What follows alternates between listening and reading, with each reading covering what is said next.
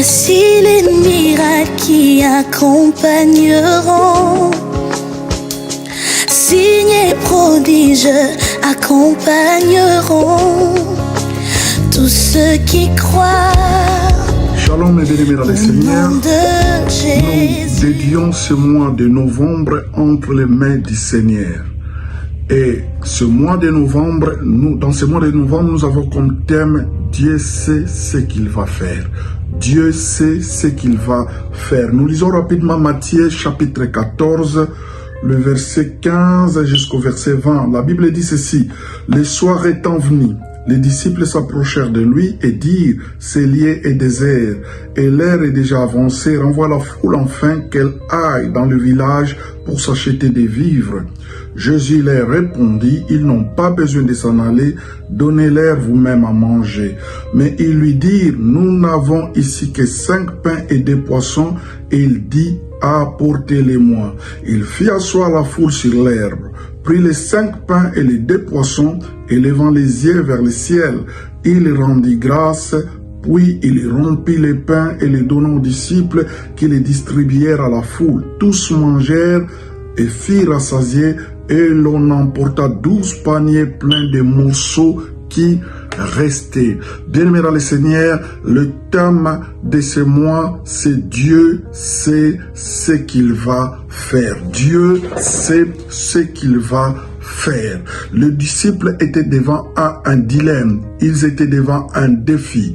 Ils voulaient que Jésus puisse renvoyer la foule parce qu'ils étaient dans un lieu désert. Ils voulaient que Jésus puisse dire à la foule de s'en aller et chercher la nourriture eux-mêmes.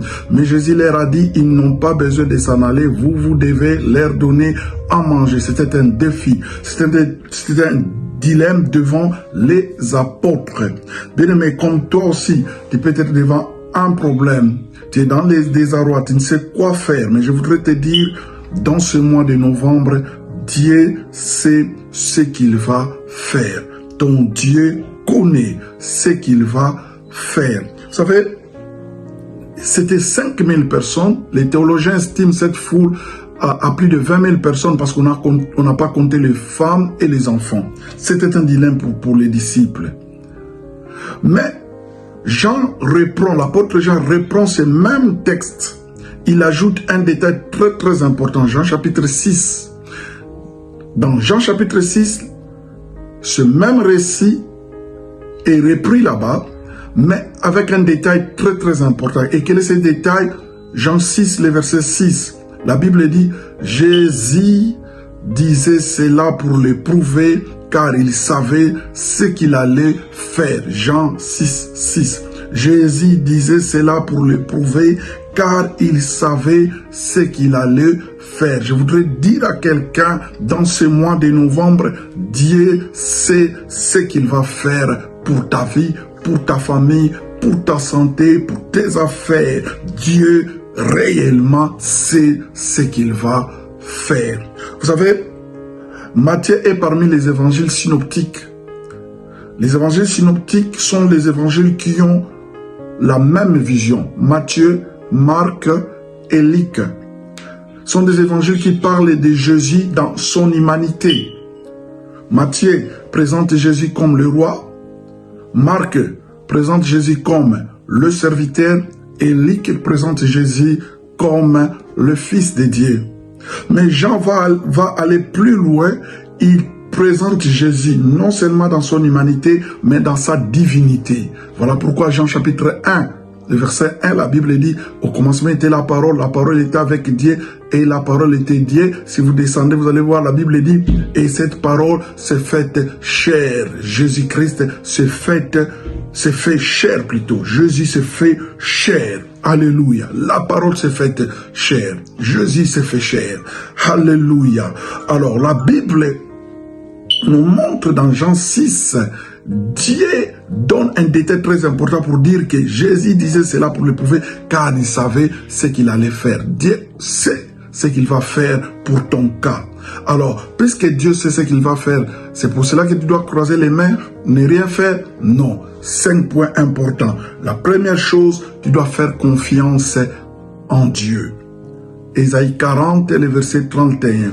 Ceux qui se confient à l'Éternel renouvellent leurs forces. Ils prennent des ailes et ils volent comme des aigles. Tu dois te confier au Seigneur. Tu dois mettre ta foi au Seigneur.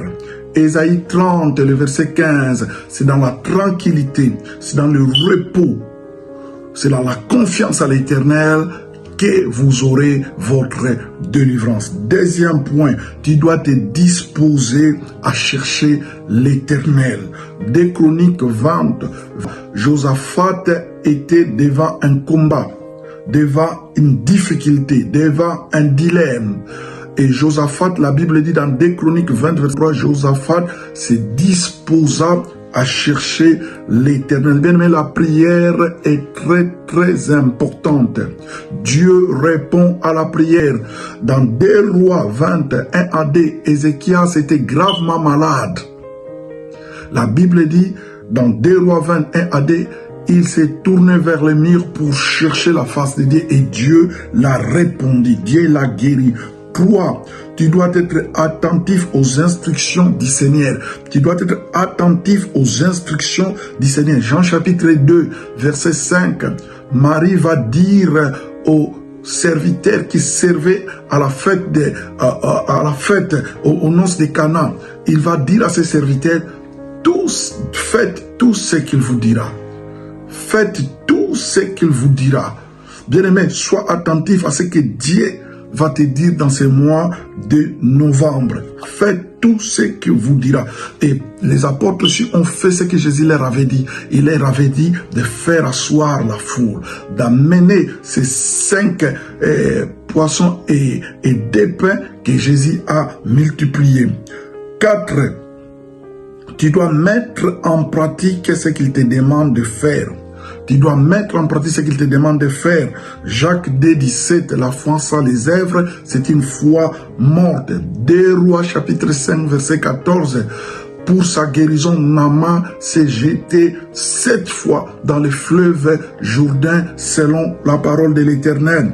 Et enfin, 5, tu dois rendre grâce au Seigneur. Jean chapitre 6, verset 11, Jésus a pris les pains et les poissons et il a rendu grâce. Bien-aimé, tu n'as pas besoin de voir ces miracles avant de rendre grâce. Commencez déjà à rendre grâce parce que le Seigneur est au contrôle. Sa main va se révéler dans ta vie. Je voudrais dire à quelqu'un, Dieu sait ce qu'il va faire pour ta vie dans ce mois de novembre. Il sait. Que Dieu soit béni, que ce mois de novembre soit favorable.